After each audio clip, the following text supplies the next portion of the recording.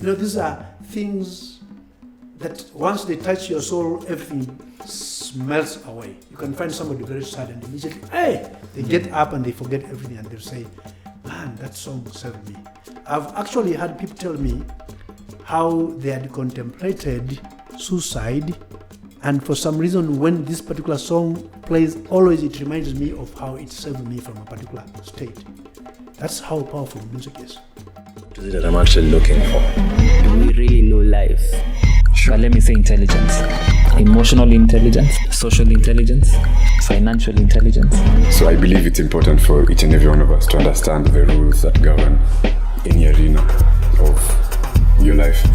You are listening to The Revenge of the Forsaken Gods, a podcast that explores the human experience and seeks to create a blueprint for living using books, stories, movies, and conversations. And here is your host, Andrew Balongo Opere.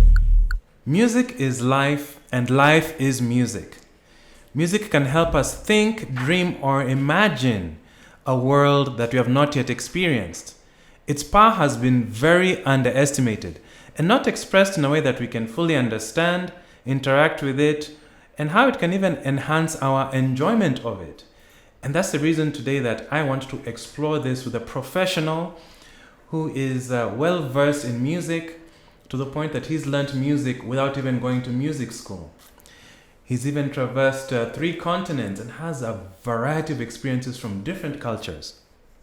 Professionally, he has lectured in accounting from George Mason University in Fairfax, Virginia, a master's in international relations from Ohio University in Athens, Ohio, and a PhD in communication and philosophy of language from Ohio University. And this is the part that I'd like to get from our guest, because he has a very unique perspective. He knows how to talk to the heart and to the mind. And he's a philosopher who understands the role of music in aesthetics, its power in creating meaning, and how music plays a role from advertising to rituals and its power to keep the society together. So without further ado, let us talk to the awesome musician who has traversed 3 continents, is an awesome communicator and philosopher, going to show us how music is a tool for persuasion and in the bringing culture together. Ngure wa Mwachofi!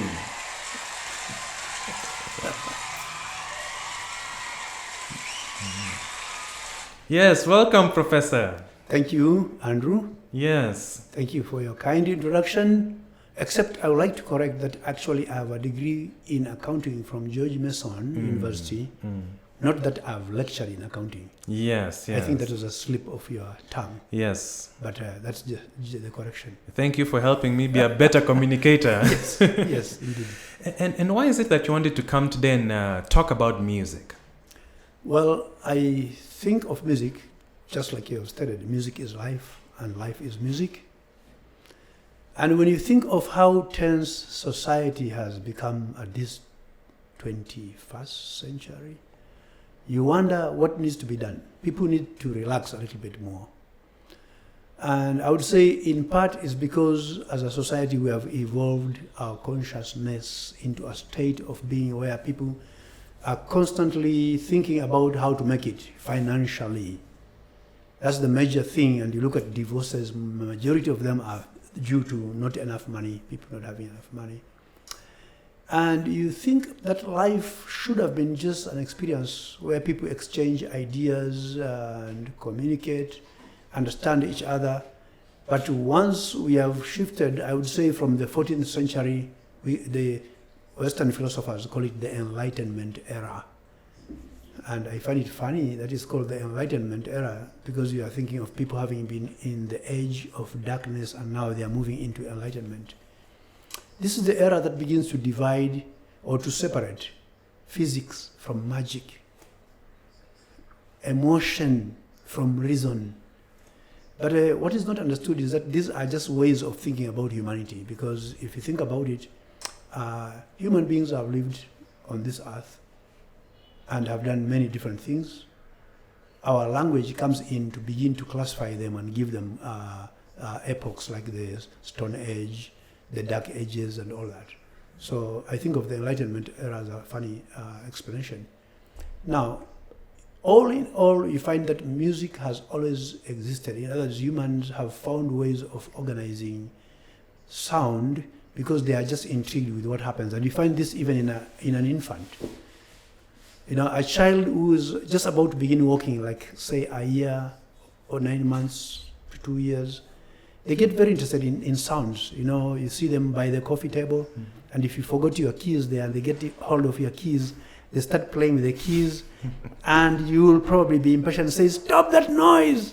But for them, they are intrigued. Wow, each time I do this, this is what is happening. You give them a drum like the one I'm holding here, and the kid tries that, and soon, so now they stop for a moment, and they continue, and they realize there's something happening. And it is this feedback that intrigues humans.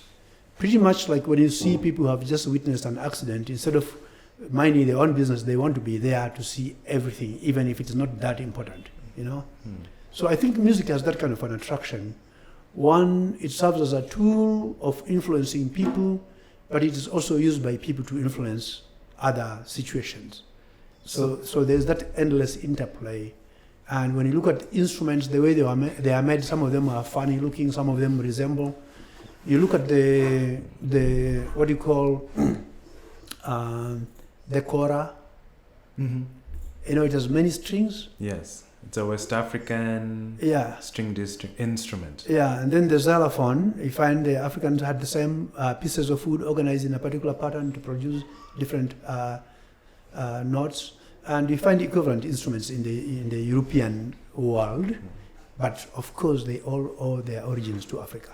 That's most interesting. And you mentioned that music is a tool to calm chaos. What do you mean by that? I mean that humans are constantly working with being at peace with self, which means the world is constantly a chaotic world. Why? Because I think humans are constantly struggling with the desire to understand so that they can conquer and get control of situations. And probably this comes from the Judeo-Christian tradition, where people are told, you, the human being, you are above all livings. You have been given dominion to control all this. So with that mindset, you can see our age of science. When I was talking about the Enlightenment era, actually, I was talking about how physics and sciences get refined, and there are theories, and all these theories are ways of people finding opportunities to capture things. You can go through, for example, the atomic age, splitting the atom, and you have the atomic bomb that is dropped on Hiroshima and Nagasaki. And then today we have nuclear, and we are thinking nuclear, France being one of the leaders in nuclear energy for creation of electricity, but there's also the fear of nuclear war. And so my point really, when I look at the Enlightenment era and the place we are today as humans, is that we are caught up in this endless loop of thinking we have gotten hold of the human situation, but the moment we hold it, it is already oozing out of our hands, and we have stress of trying to gain control over it. So that is the cycle. And so music can become very handy, because when people tell you, we went there and had a beer and listened to music, or we were in church and the music was very good, and we had this drum session where people were being hypnotized. All those are very good, concrete examples of where there's an attempt to calm down the spirit, the human spirit, and music comes in handy. And there's something unique about you, is that the way you're dressed right now, this is how you dress for class, with a bandana, shirt, and even you come with your guitar to class. Yeah. Why do you come with your guitar to class? I think it's for that same reason, that music is life. And in the Western world, we compartmentalize everything. We say there's time for music and there's time for this, which is why there's a dress code, business dress and all that. For me, I look at life as constantly in change. It is ephemeral. And by that I mean that as long as we try to fit what has been prescribed, forgetting that it is prescribed by fellow humans, the moment we get into that frame that is required, we realize that the situation has changed and that the frame looks ridiculous. That's why somebody will say, I have to loosen my tie because, it is 5 p.m. It's like humans now live in different consciousnesses. Now I'm a business person. Now I'm in a store, I'm buying something. Now I'm at a clinic, I'm talking to the doctor. Now I am the teacher, I'm talking to students. Next time I'm playing ball or I'm doing whatever. So we keep on changing. So the interesting thing then is that the human being seems to be caught up in this place of what I call the two competing elements. One is permanence and the other is change. You are living in a changing world and yet your structure is an attempt to make things permanent, which is why you could be sent away for not adhering to the dress code at your job. And yet on Friday, there's no code. Anybody can dress whatever they want. So you are encountering an interesting experience of humans who are, on the one hand, looking to be free. They create things that will free them, as in technologies that will free us. But the moment we introduce them, they begin to control us and thereby create the stress. And yet we introduce them in order to control that stress. You write a computer program, things are not going to work unless a comma is in that line. So big deal, comma. And you couldn't say, well, I am the owner, you are my computer, you must do whatever I say. No, the computer program will work if you fulfill what is already required. So I find it an interesting place. And when you find me going to class with the way I'm dressed, it is pretty much because I like to be free. I can't imagine climbing a tree when I'm in a suit and tie, where if I'm walking on the on USIU and I find some interesting places I could climb or sit easily. So I find the dress itself is a constraint. And to be free requires that I understand that. Talking about the bandana, for example, I wear the bandana for many years now. I've done yoga for 21 years. And I realize more and more that the bandana functions very well in scientific terms. It's, if you understand the concept of latent heat of vaporization in physics. When I sweat, the bandana sucks that sweat so it doesn't drip down. Aesthetically wonderful. Number two, as I sweat, the body always seeks to evaporate whatever fluid there is.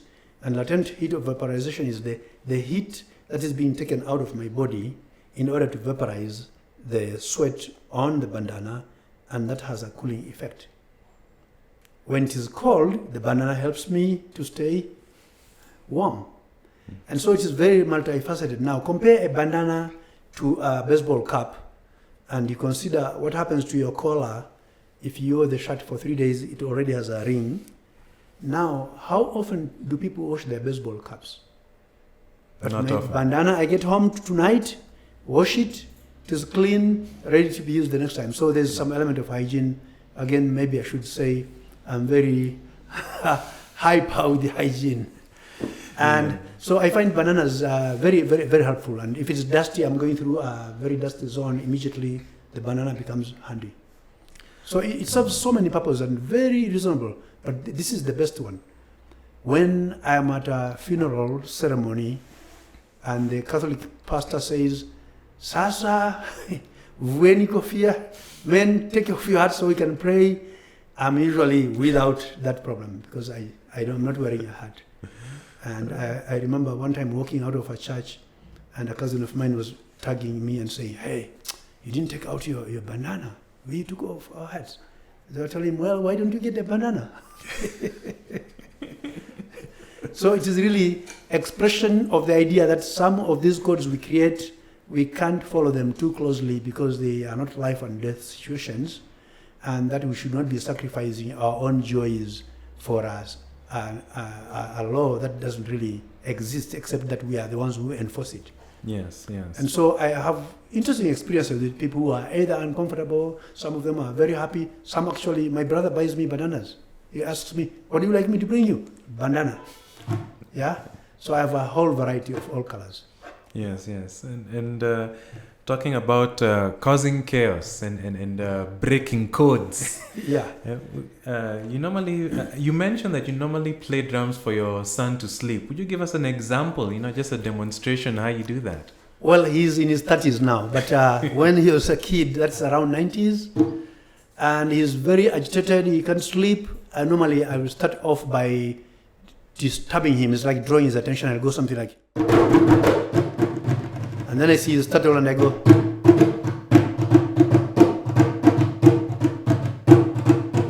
so he's paying attention.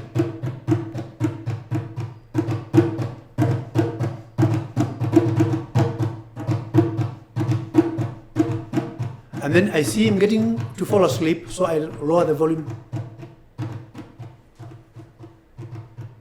So right there is your proof how music actually takes you away from your chaotic world, as in my son was having these issues, whether they were nightmares or whatever, and he was waking up. But now I capture him by music, by giving him that rhythm.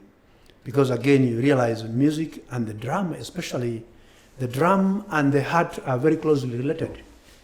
Because when a child is not born, the embryo, it is developing, it is constantly hearing the heartbeat, you know?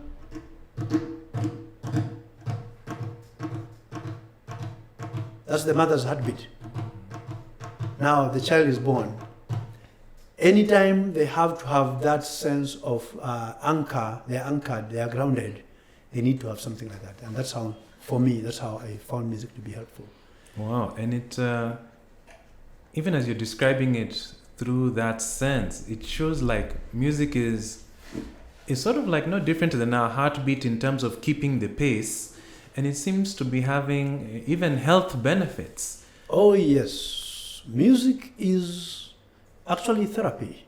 How so? And as therapy, it is used to treat many kinds of conditions, and there have been experiments done to prove that.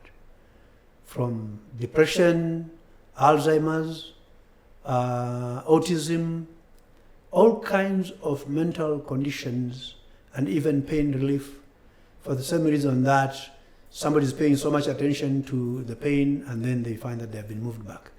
Most Alzheimer patients, they could lose a lot of senses, memory loss, but you still find them very coherent when it comes to music. They'll remember the songs and be able to sing those. And when they're agitated, when you play music for them, they just get back to being mellow and just at peace. If you think about autism as a very interesting, complicated mental condition for a lot of young people, they are constantly agitated because they are not synchronized into our everyday world. And so they have a lot of problems with so many things, including when something is not right, a very slight difference, they will react in ways that are excessive because they don't have the social and emotional intelligence oftentimes. So music is very helpful for them, and you find that they tend to react better. You might be familiar with the movie Rain Man. Yes, I remember. Dustin Hoffman? Yes. And there's a case where he's being served his breakfast, and everything is always very precise, the number of sausages and how they are placed on the plate and all that. Those are examples of medical conditions that some people have, and that things have to be fairly perfect. There are people who, if you are with, they tell you, oh, no, let me show you, you should do it this way, and maybe you're washing dishes because they have a particular way that they think is right. So those are some examples of variations of different mental senses that we have. Music ends up being the best when it comes to depression, for example, because depression is in part, you can call it some chemical imbalance on the one hand, but you can also associate it with other stress factors that may have to be related to how one's life is going. And our modern world, as I mentioned earlier, seems to have set itself up to improve everything, but oftentimes creating a lot more chaos. So people are depressed, and again, drinking alcohol and all that doesn't help. It just numbs you, and then you fall asleep, and you wake up, you didn't really get quality sleep. But with music, you're actually getting back to feel so different. I'll give you my own example where my blood pressure could be a little elevated if I check.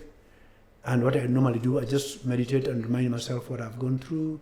I pick up the guitar, and I'll start something very spontaneously, because I play guitar without, I never went to school for music, I don't read music, but I've reached a point where I've realized that I can create the sounds that I'm desiring for myself.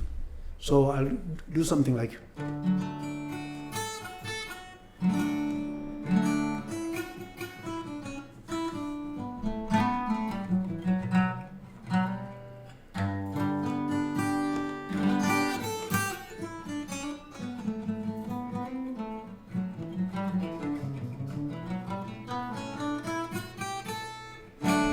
So you see what is happening here right now is that everything that I was thinking disappears because the guitar has taken dominance, and I'm being compelled to pay attention to those sounds.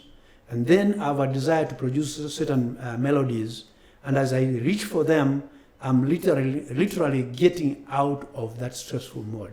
So now let's say I continue with that exploration and I move into a rhythm.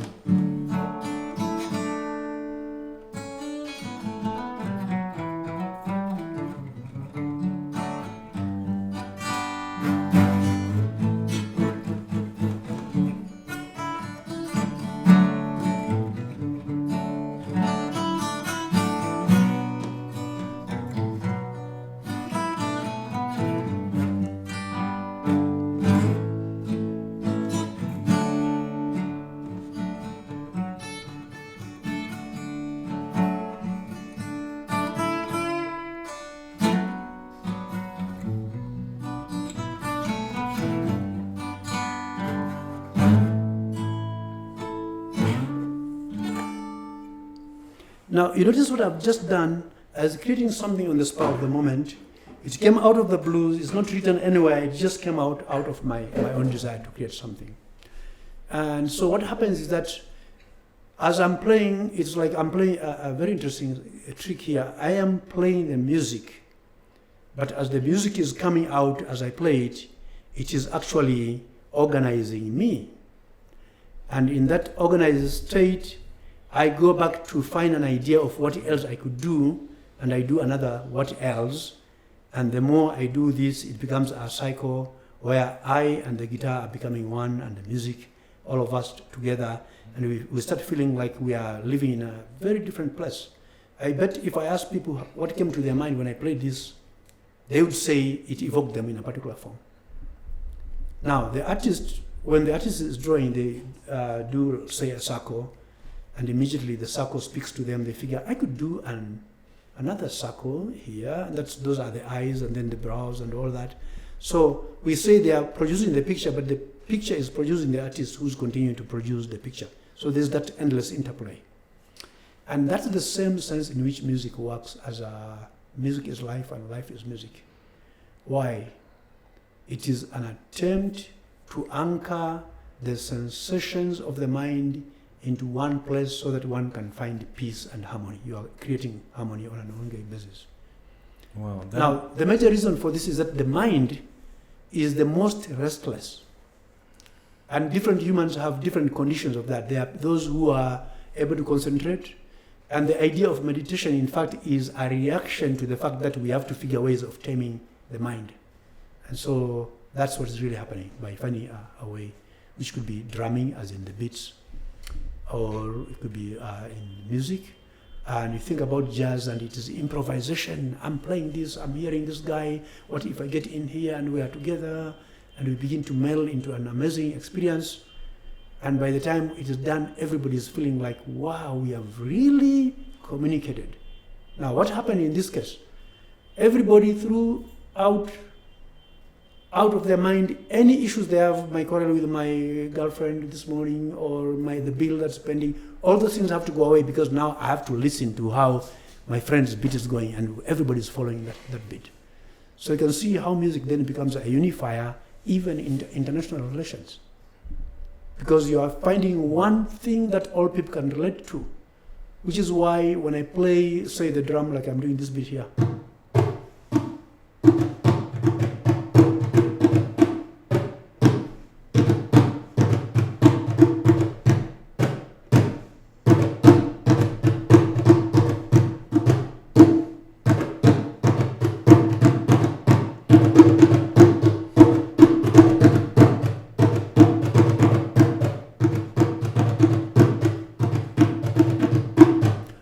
in this case, I've done two patterns, the first and the second. Correct. So the first one that I did, it just came out of the blue, and I was just inventing something.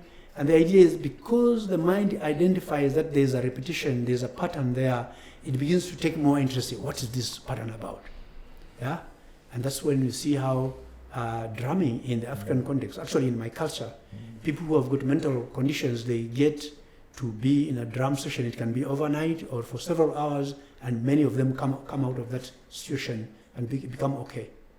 In others, they have so much chaos, they get stuck in so many kinds of problems, and they figure ways of coming out, and they can't. But it takes the drum to come and force them to start listening to it. And the next thing is now they have just found a platform. Now they can start reorganizing their life in a more systematic form. Wow. Yeah. Yeah, it's very, when you share that, it just shows just how much we don't know the power of music. Yeah. And I remember a phrase that you mentioned, that music is like a fish in water. Yes. And I remember you talking about even a workshop that you did, and you actually applied this same technique. Would you mind talking a little bit more about that workshop that you did? Yeah, the idea of fish in water is the idea that music proliferates every aspect of our life that we become unaware that it is important, the same way that we are not aware that air is important because it is in abundance, the same way that fish doesn't feel the water, it is just swimming, and only when it is thrown out onto the sand, it realizes. So if there was complete silence, and the best example I can give you is when I was at Ohio University, during the normal school session, there's so much noise on a weekend. People are playing different music, and others have party here and there. Then semester ends. Most people have gone, and you are left there, maybe just you and the next neighbors, and the noise is gone. There's some very significant emptiness that comes in. And it's not just because music is gone.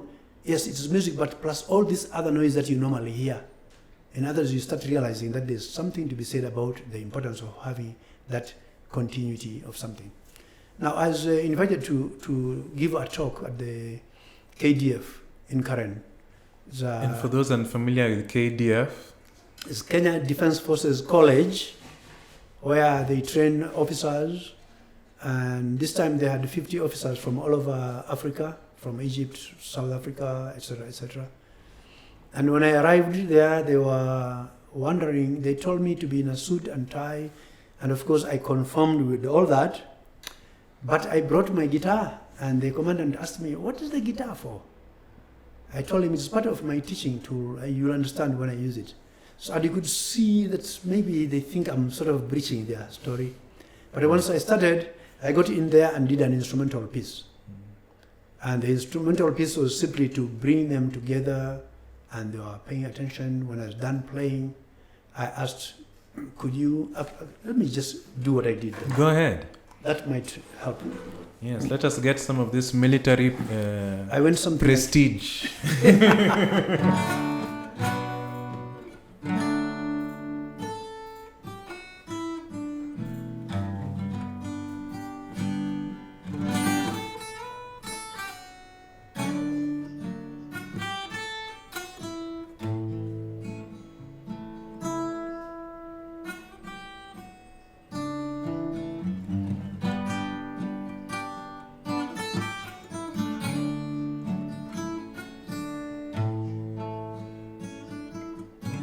Then I speed it up a little.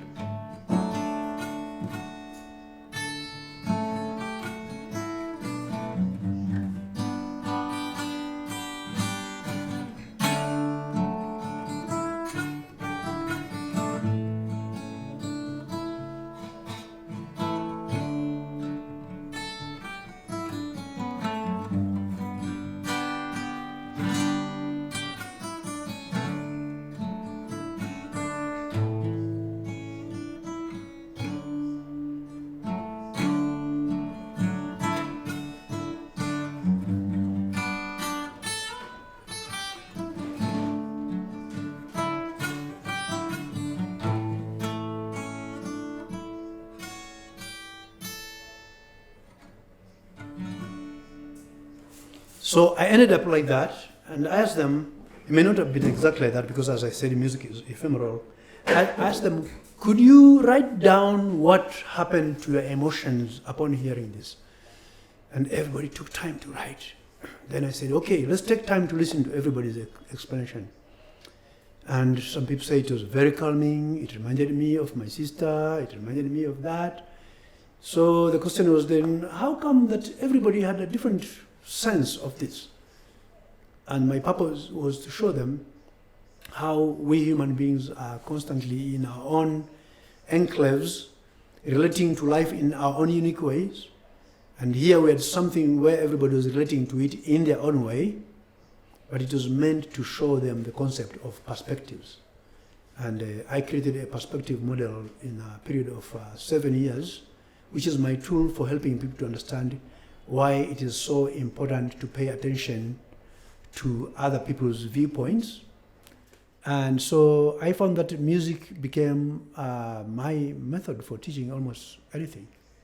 So why did you need to show the military officers that they needed to have different perspectives? What was the specific reason for the workshop?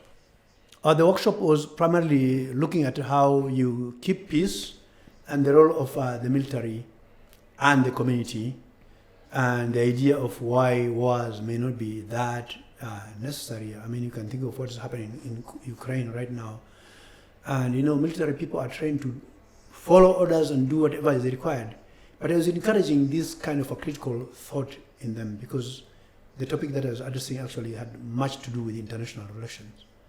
And so I thought that was the best way for me to begin to show them that, yes, you may have been trained in all this and that, but think of how you can understand why a woman may be pleading for something in a community where you are going through war, and you don't want your army to be discredited for having treated the civilians badly, because now I'm helping you to start seeing things from the point of view of the other person. How do you strike that consensus? So that was part of the story. Wow. Yeah. And I guess also the military officers got a free concert without knowing. Yeah. And I didn't mention the particular topic deliberately, but at least it was meant to clarify that. Yeah. Wow. And you mentioned that music is ephemeral. Please, can you just talk more about that? What's ephemeral? Well, the word ephemeral means that there is the form, like if I played something to be exact and I played exactly the same way, that's the story of the human, where we try to fix things. So when you fix things, like let's say I do something like,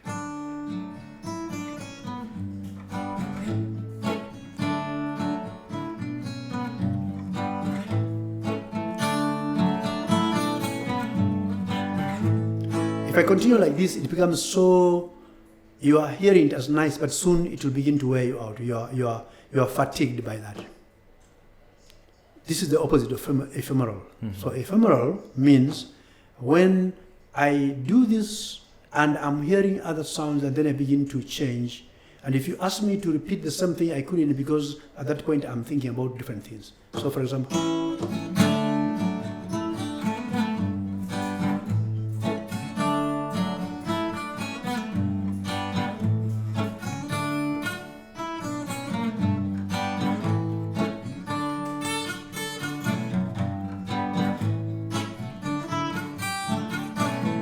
I think there's a little problem there.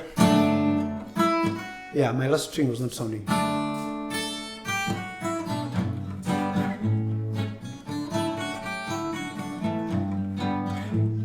So this kind of variation that I'm doing is happening in order to add more flowers on the picture that's already there.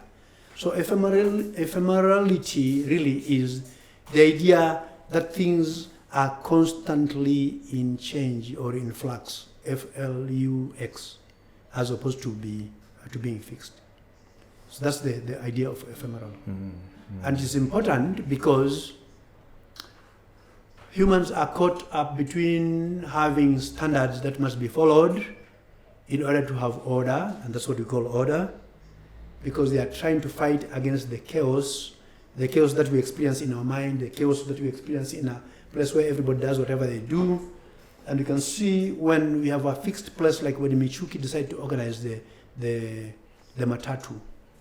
And for those not familiar with Michuki? Michuki was a former minister for, was that Interior?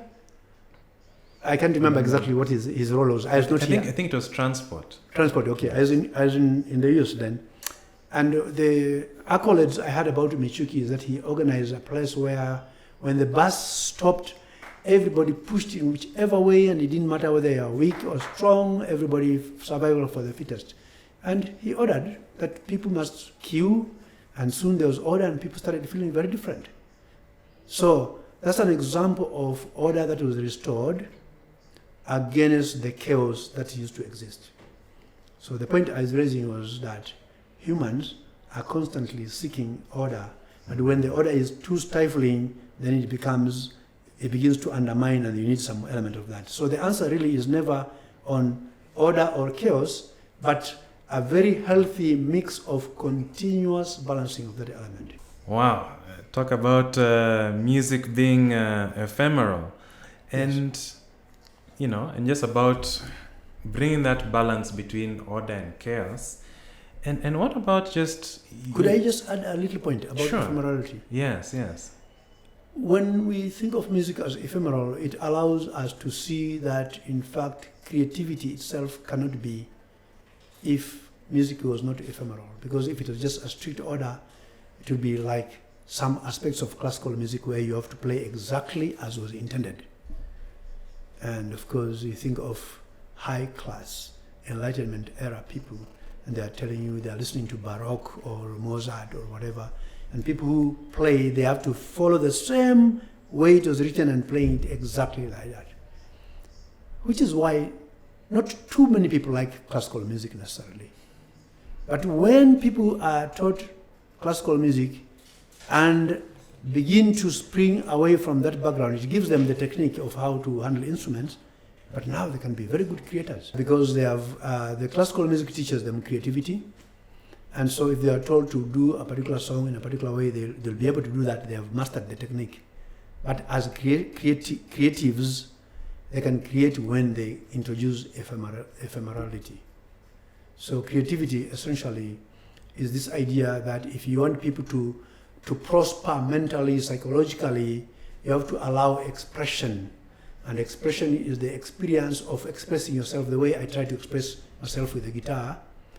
And like I was saying earlier, that I could play something and in a short time I check my blood pressure. It is restored because I've expressed, released whatever tensions I had, and my body has been aligned to the right place.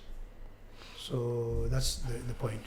And I'm trying to think, that you are able to learn guitar without YouTube. That's how, a lot of us people who cannot go to guitar school or music school, that's our way of learning. How are you able to learn guitar, and who are some of your guitar influences?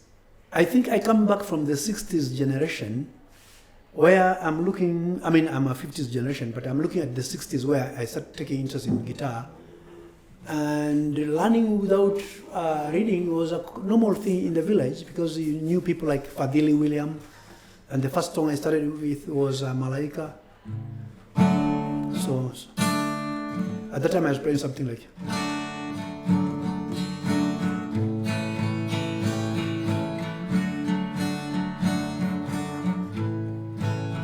Then I learned from my uncle that actually this is the key of C. How is it C? Well, it's made of 3 chords. A key is made of 2 or more chords. So this one is made of 3 chords. The first one is the chord of C, and then F, and then G. So those are 2 songs, Fadil Williams' Malaika, and the other one was Safari, Kumbe Safari Kweli Tabu. So Malaika goes something like... This was giving him my fingers the practice to know how to move back and forth. Malaika, nakupenda malaika. So you can compare now. I've advanced to the point I could play it.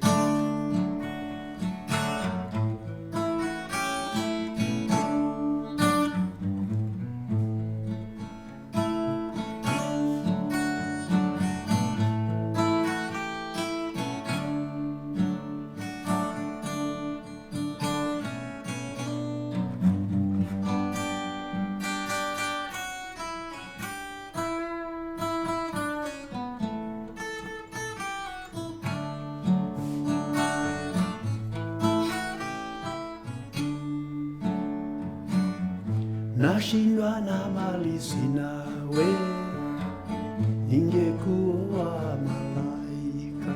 So So I realized that once you can do one chord, one key, that key can help you to play more songs. And you notice here as adding some embellishment, and that made it richer as opposed to just the chord. So the other song was Kumbe safari kweli tabu, kumbe safari kweli tabu. Nilikwenda Tanzania, nilipata furaha sana, kumbe safari kweli. And this was again constant repetition of the same thing, but it was helping me to understand how guitar works. And the more I got to know that, I took so much interest.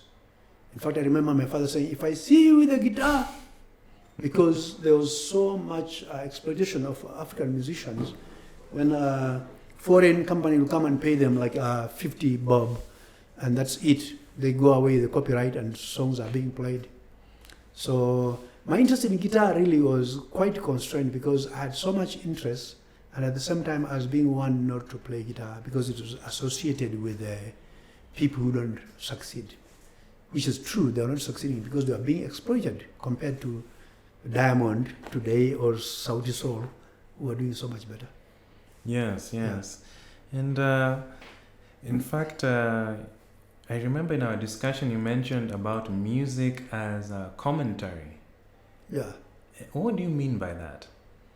Music as commentary, it simply gives you the mood of how to feel, but also music when it serves to control or I'd say to manage community affairs, as in management of culture. How so? Culture is managed, if you go back to before Europeans, here we have African cultures where people will have harmony that has been established in a particular form, and there are rules that are followed, and there are taboos, So there are no prisons, interestingly. Why were there no prisons? Because there was more preventative measures inbuilt in the culture, music being one of the major instruments that did that. So let's say the case of incest, and somebody has been known to have done that, their case has been tried by the community, the fines have been done, but now there's what you see today as name and shame.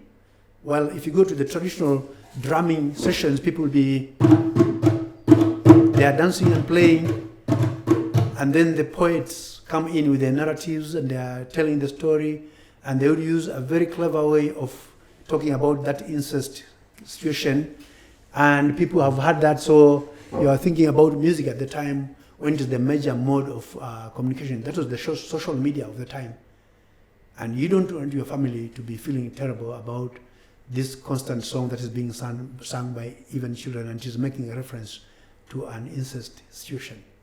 So you can see how music becomes a real moderator there. It is constantly keeping things in place.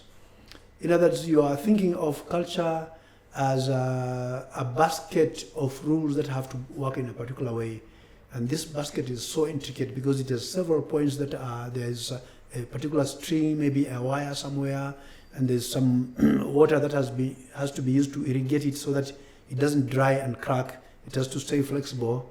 And so music becomes one of those contents that have to be added onto that process. But it becomes fairly major in that sense. So commentary on teaching people the right thing, which is not very different from what you have found, I would say, in the 70s when you have somebody like Mbaraka Mwinshe singing songs to encourage people to have the proper diet, A song like, kutokana na maradhi mbalimbali, lazima tufuate kanuni za afya. Lazima tufuate kanuni za afya. And then he goes on to list all the foods classified in terms of energy foods, immunity foods. And these were times when Tanzania was up and coming and seeing the role of artists in the community, playing the role of helping the community to live more healthy. So again, when you look at most songs, they are about advice and love and all that. But I think music really plays a very central role. Like I said earlier, if there was no music, people would feel like death. Just like I was mentioning in the case of a campus where school is closed, everybody's gone, you feel really miserable. And so you come up with an idea. Let's have a party spontaneously. And music has to be part of that party. Yeah. Yeah. It's funny you say that because that's what happens when a lot of people are bored. They're like, let's put on some music. Yes. You yes, have your yes. favorite DJ, or let's go out Yeah. for a concert or a place that's playing a live band. Yeah. And it just changes your mood immediately. Music is the babysitter for the whole society, essentially. Yeah? Remember We Are the World. That's the song that was meant to raise funds for the suffering in Ethiopia. There was a severe hunger and famine. And you are looking at people coming together. All artistic people in the USA brought that about. Yeah. Now, I remember that you also did mention that even as we have songs like We Are the World that bring us together, there are also songs that are used for propaganda. Yeah. True, and I wish I could think of some right now. But of course, propaganda, if you define propaganda properly, you'd see that everything does look like it is propaganda in a lot of ways. What is the definition of propaganda? I prefer to think of propaganda not in the sense that ordinary people see it as propaganda means lies. That's so narrow of a view of propaganda. Propaganda is the method of presenting a story and how that process influences somebody to see it in the ways that the propagandist wants. But with that definition, So wouldn't that be anything and everything? In other words, propaganda really is narrative. What we are hearing today, people talk about narrative. Oh, that's their narrative. That's their propaganda. That's how they want us to see things. Say you have a younger brother and your mother bought you some ice cream, so everybody got a chance, and your brother eats his ice cream halfway, puts it back in the fridge. For you finished yours. Later on you have an appetite and you realize, I think I need to make my brother give me his other half. So you might go there and tell him a story. Since he's naive, you tell them, I was told that when people are very young like this, it's not good to eat a lot of ice cream. So can I eat this for you because I don't want you to start having stomach problem? You are laughing like you had that experience. So little kid accepts. Now you have managed to use propaganda to gain an extra ice cream, and the guy feels not that you took the ice cream by force, but he feels you are really protecting him. Now, that's what advertisements do, that's what the governments do, that's what music does. Even love songs, they are like that. Yeah? Let me try a song here and see whether we can tease out some propaganda. Now, which one will this be?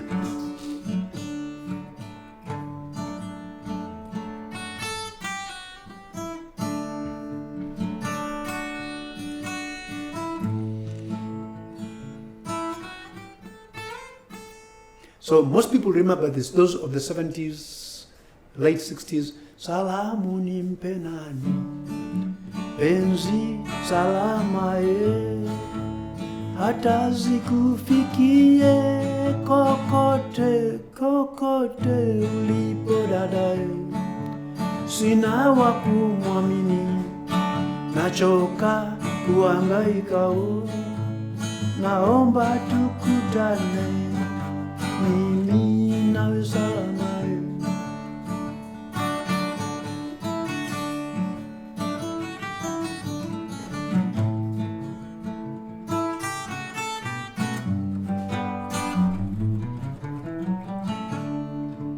Salamu nimpe nani, penzi salama ye, hata zikufikie kokote ulipo dadae.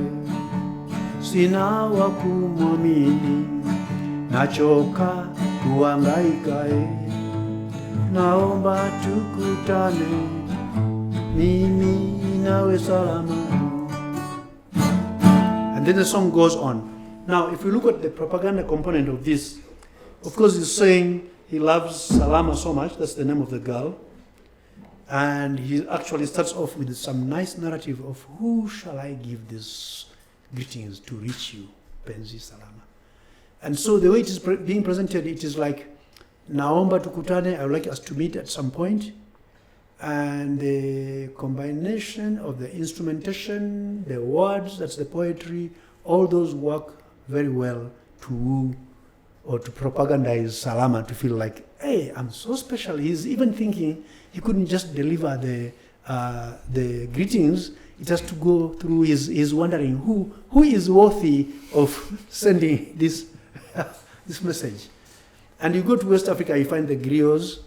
In Luo culture, you also have the musicians who are doing the traditional songs, and mostly they are singing praises about somebody. So what is the role of music really? It is more like art, where I'm drawing a picture, and I want to present a picture of Andrew, the real guy. Yeah? And you listen to songs these days of people like Musa Juma, Marcelina, Nina Gari. Next time naenda Paris, you naenda wapi, niko na shamba tele. The idea of praising and painting the propaganda, the picture of how Marcelina must love this guy because, hey, he has everything. And of course, it's making an assumption about how material things are playing a significant role in whether you become suitable for somebody. Is that the song Toyota Corolla? Or that's a different song? No, it's a different song. Okay. Yeah. But you see, notice how the music then plays the role of arbitrating and sometimes confirming the same stereotypes we are trying to fight. Because on the one hand, we are thinking mwanamume ni kazi na uwezo, and the idea kwamba a woman ought to just be glad kwamba amepata mtu mwenye pesa na kwa hivyo atakuwa na, they'll be having a very nice life. So music plays a very interesting role, and its power mainly is because it is not easy to criticize because it is pleasant. The same way that most of the bad things for our health, they are just tasting nice, pizza, cake, and all that. And so there's no room for them to be seen in any negative form until people now become critical thinkers and start saying, hey, soda is not very good for you. So notice then that music is a very, I call it ephemeral on the one hand, but it also plays just a whole range of stuff. I was trying to link this to propaganda, but to define propaganda as the way something is expressed. It can be true and it can be lies, but the idea is how does person A cause B to see things in the way person A wants B to see? And so that presentation is what I'm referring to as propaganda. Yeah, but with that definition, what came to mind is everyone does propaganda, from parents. Thank you. Know, yes, indeed. schools. Yes. The group you're in, tribes, religion. Yes. Pretty much all spheres of life. And if people understood this to be the case, then I think we'll have more harmony, because you'd never say somebody is, hiyo ni propaganda too, or that is just rhetoric. Everybody is creating a narrative to fit whatever particular interest they have. Now, how would we solve this if we understood everybody as a propaganda? That's when you move into the realm of critical thinking. Because if people understand the importance of logic, how to reason, they become critical thinkers, then they can examine whatever is being said by anybody, whether it is the pastor or the president, with a manner of trying to understand what is being said and what is being left out. In fact, I'm glad you bring that up, and I'd like, we're going to finish up this section on music, part 1, so that we can now start part 2, where we go deeper into critical thinking skills and just talking more about your perspective model and how we can use it as an actual tool to enhance our life. So normally at the end of every podcast, I like to ask, what are some of your influences musically? You've already mentioned a couple of them. But who would be, let's say, 3 people you would love to just have a jam session with? Kidum is one of them. And for those who don't know who Kidum is? Kidum is a Burundian, a young guy who's done quite well with the music. I happened to have returned to Kenya and listened to a lot of his songs, and I found them to be very, very well written. And so I like Kidum's music, and I happen to have met him also. I know him. I actually call him my son. So he's one of the current. But when I go back to trance music, I go to Fadhili William, a man from my home, Taita, the man who did Malaika, that has become an international song. People like Franco, Tabule, all those are great musicians, even although they sang in Lingala and French. The instrumentation, like I mentioned earlier, it has so much power. And of course, some of the songs we have come to know what they mean, like Tres Empoli. It's not polite when you go to somebody's house and you're just sitting there putting your legs on the table. Again, you see how music is playing the role of teaching people the proper manners. And then you have Tabulei, Dr. Nico. Dr. Nico, I met him in Washington, D.C. in the early 80s. And Mbaraka Mwishe, that I had mentioned earlier, the guy who did music for... And for Tabulei and Dr. Nico, yeah. What are maybe some of the songs that the popular songs maybe we could start listening to get a taste of? There's some songs he has done with Mbilia Bell. And those were just great songs like Muzina, Epi Santo, Muzina, Muzina. And that song is actually very religious. Yeah. Because it is in the name of Father and the Spirit, and so it is really a very, very calming song. And it takes you back to that idea I was raising earlier about the role of music in finding you a place that gives you harmony. I like Tabulei's instrumental. In fact, there's one that maybe I should try here, if I can remember.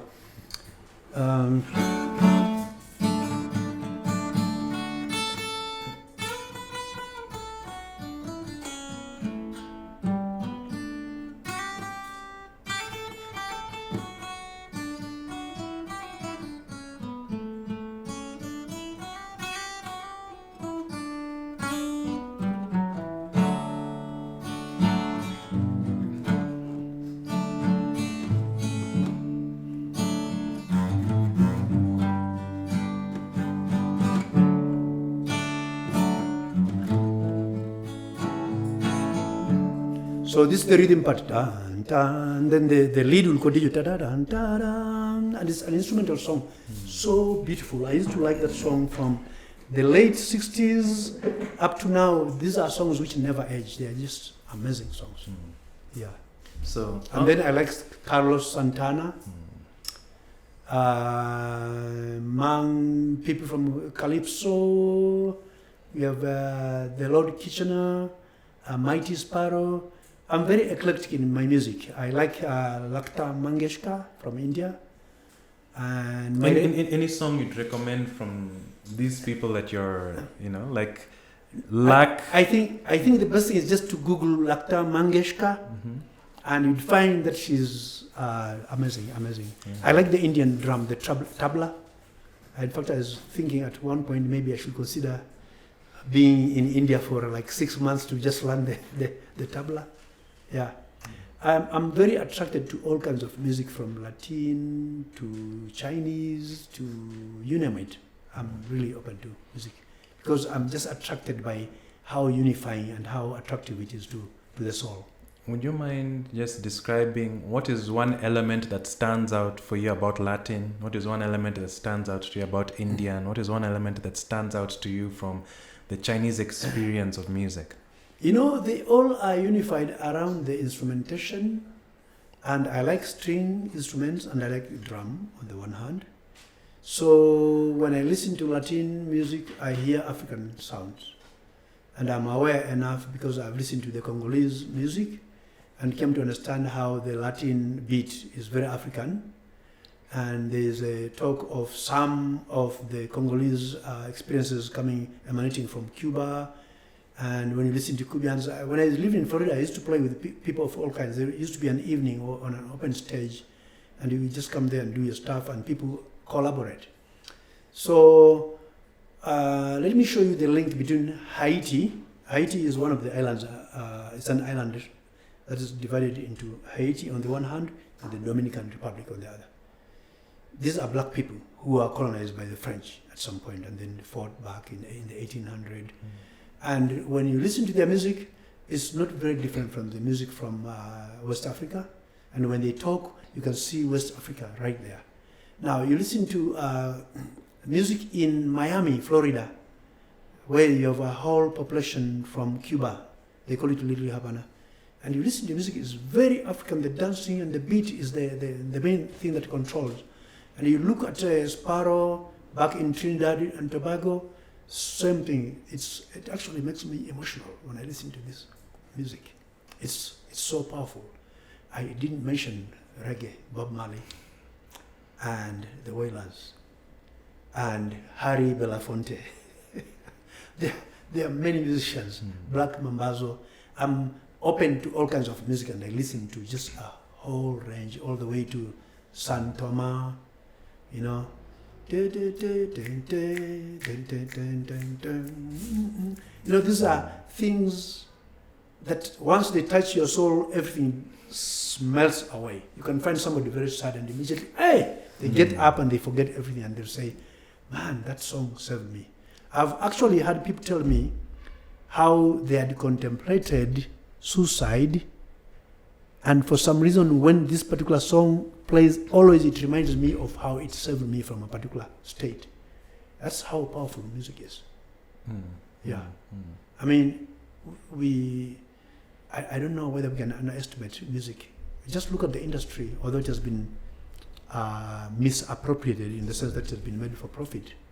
And if you'd allow me, I would like to make a very important point about music and the intent that has now been hijacked into a profit world. When you look at African music, in many cases you don't differentiate the performer versus the people, because it is all participatory. The drummers are there, they're playing, and as they sing, there's call and response. I say this and people are responding. As we are doing this, we are reaffirming this narrative which says certain things are bad or certain things are good. Yeah? And it's like the song, so many vijana, na na na na na na na, mnapomaliza shule utapata kazi nzuri sana. You know, when people sing along, they're actually affirming that message, that narrative. Now, as differentiating the Western music approach, where people are given royalties and all that, and so they are performing to be paid, as opposed to that it is an experience of enjoyment, which brings in the idea of the stage. The performers are here and those are there. So you find our African performers, they tend to go like, hey, come on, can I hear some noise? Lift your hands if you're this and that. And so, yes. So they're trying to create that because it's like they can't divorce themselves from their traditional root African. And we find African music, African American music, when people analyze it, they realize there's a call and response. James Brown, say it loud. I'm black and proud. And these are people who are oppressed for a long time, and they are trying to reaffirm their identity. And James Brown is seen to have played a very important role in reaffirming that an African person is just as good as any. You see? Now, the commercialization of anything, whether it is music, whether it is art, always has this effect of copyrights and whatever else. And then you begin to see that people are rich because their music is being sold. And who are the people behind the selling? Well, in many cases, there are music labels that have no concept of music. For them, it is just a business where they have created a portal just like Uber. They don't drive your car, they don't buy fuel, they don't repair, they just created a portal and now they are making money because of that. So we are living in a society where different people find ways of controlling something so that it helps them, and they will say, propaganda again, we are helping people to sell their music. And the buyers, I'm glad I can download my music and I'm fine. So as we participate in this space, that's how the world is constantly changing in so many ways. And don't get me wrong, I'm not saying that it's bad to have music as commercialized, that's not my point. I'm saying that when it is commercialized, it has that implication. You can't go there unless you bought a ticket. You buy in advance, you buy for 1,000. If you wait until the gate, you'll pay 1,500. So again, when you say, raise your hands and all that, somebody can go, no, I paid, you perform. which goes counter to the whole spirit of what music is meant to be. It seems more transactional rather than being in the, I guess, being in the spirit, or being in the mood, or being in the energy of the music. Yes. I can see how if it feels when both participate, there are no boundaries, and even there's more music created and more things created. Yeah. But when it is, prepackaged, it makes a different ring. it makes a different experience. And I think it's a challenge for everyone involved, because how can you allow then a musician to benefit from their craft? Yeah. Because it's not free, putting in the time, effort. They are an integral part of the community. Yeah. And they serve a very important function, as we've mentioned, Yes. healing, all these things. Except I was pointing out that in the Western culture, where everything is compartmentalized, therefore it is in compartment form. I give an example of my visit in Detroit, 1999. And there was an African festival, so they brought all kinds of drums. In fact, I have 3 djembe drums that I bought there. And so you have a row of people just playing, just like you do jazz improvisation. And it was possible for me to sit with my drum, which I've just bought there, and join them. And there was no such thing as, oh, no, you can't do this. But try to do that with South Soul. They're on stage, and you are climbing there with your guitar to go and play with them. They'll be like, no, not worry, Bia. That's the point I was establishing, actually, because you are thinking... But that's why they're called jam sessions. If there's a jam session, it tends to be open. Different musicians can come. There's a different purpose for every gathering. So. Exactly. Yes. And I'm saying that the modernity, commercializing and compartmentalizing in order to commercialize has meant that the way music is acted upon and shared and how people can participate or not is different. Before we close up, I think, yes, you've shared a lot of musicians, a lot of your influences. Yeah. Have you come any books about music that you think would be worth reading, whether it's about history of music or anything? I actually wish I could, but I haven't looked at my books for a long time. I've been away from my books for 10 years. But I can tell you that I have a book which tells you how instruments, almost all instruments, they originate from Africa. The harp, that has many strings and they play it like that. It's the equivalent of the kora, for example.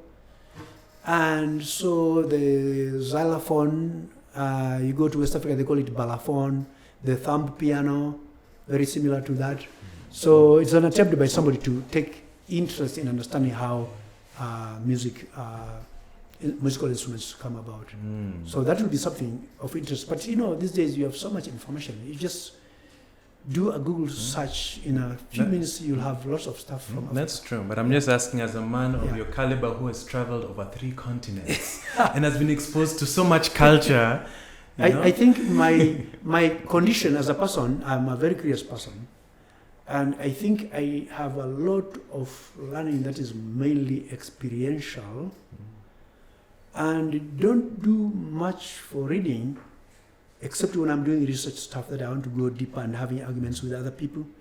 And part of the reason is that I find that when we begin to memorize what people have said and all that, it's a good thing that we can quote so and so and so and so on, but is it more important to understand what is going on and the whole social, cultural and political dynamics that are taking place? For me, I look at music and see that if you can have an Indian person playing the tabla, an African person playing the other drum and the guitar, and the Indian playing the sitar, what if they were to collaborate and come up with something so unique that is based on all these instruments working together, where generally they don't? I think that's happening now Yeah. over the internet. You'll find Yes. because we are now global, listen to different kinds of music. Yeah. Different artists, someone from India can connect with someone from Nigeria, Afrobeats and Bollywood, and just merge the two. Yes. Or even as we've seen, DJs nowadays, they're very creative in, let's say, for example, having, let's say, hip-hop vocals over reggae instrumentals and vice versa. Yeah. Reggae vocals over hip-hop instrumentals. Yeah. So technology is allowing us to have these fusions where before there might have been a lot of resistance over, I don't understand why these two groups should not come together, but... Reminds me of Oliver Mtukudzi with our Kenyan man who did Maina, Eric Wainaina. Yeah. And Oliver Mtukudzi is my age mate, by the way. Wow.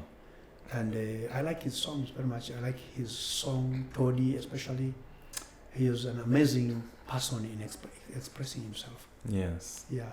Wow. Thank you very much. And any bits? We've had a long range of discussion. I'd like to finish it up from your length of what you've seen on planet Earth. Yeah. Relating to music. What maybe 3 bits of wisdom can you share with us? The first one, I would say, let you be a person who cares to listen, as opposed to classifying yourself into a box where you say, me, I like jazz only, or I'm a rhythm and blues person. I can't understand Arabic music or this or that. Because I think when you do that, we are essentially making the statement that we are the same people who are saying all of us should treat each other in harmony and love each other. And yet we have our exceptions of things we can do, like, oh, no, Indian music, I'm sorry. That's to me, that's just noise. Oh, jazz, no, that's noise. So my wisdom is, seek, if you find somebody who's playing an odd instrument you've never seen before, just listen to what they're doing and then say hello to them when they are done. Ask them, tell me about this instrument. And you'll be endlessly educated about what the role of music is from another particular culture. So I think that will be my major story. Number 2, to be willing to understand that music stems from the same idea, except it is presented differently by different people of the world, because their socio-economic and cultural conditions evolve differently. People who have suffered under apartheid system in South Africa, and you listen to their music, it is in many cases a struggle to survive and overcome in very similar ways that you find to be the case of people in Mississippi who have worked as cotton slaves, plantation workers. And so you begin to see, remember Hugh Masekela has a song called, is it The Train? He talks about how the workers are coming from different parts of Southern Africa to come and get into the train to go to the mining place. And he starts with a hoo, hoo. He's demonstrating how the train takes people into the abbeys, into those places digging for gold and all that. And Hugh Masekela is just an amazing musician, I know he died quite recently actually. Yeah. So those are examples. Those are examples for me. You asked me to present some wisdom, and I'm asking people to just be open and try to understand what are people saying. If we are going to have a world where we have more harmony, it means we have to have a world where people are trying to understand, why do you guys wear a turban? Instead of saying, that is so wrong, why don't you wear a suit? Well, what if they asked you the same question? Why do you guys keep on putting something like you're about to commit suicide, strangling yourselves? I mean, you can make anything ridiculous. So the same for music, that people should be more open-minded and desiring to understand why people do things the way they do them. Wow. Yeah. Thank you very much, Professor Ngure wa Mwachofi. And this is the end of part 1, where we are just exploring music and how it impacts our lives. Stay tuned for part 2, where we're going to go a little bit deeper into the perspective model that Professor Mwachofi has created, and he's using this as a tool to help you navigate your world more powerfully. He has used this in workshops with different people, and we'll get a small taste on how you can use this tool to impact your life. Thank you very much for tuning in. Thank you, Andrew.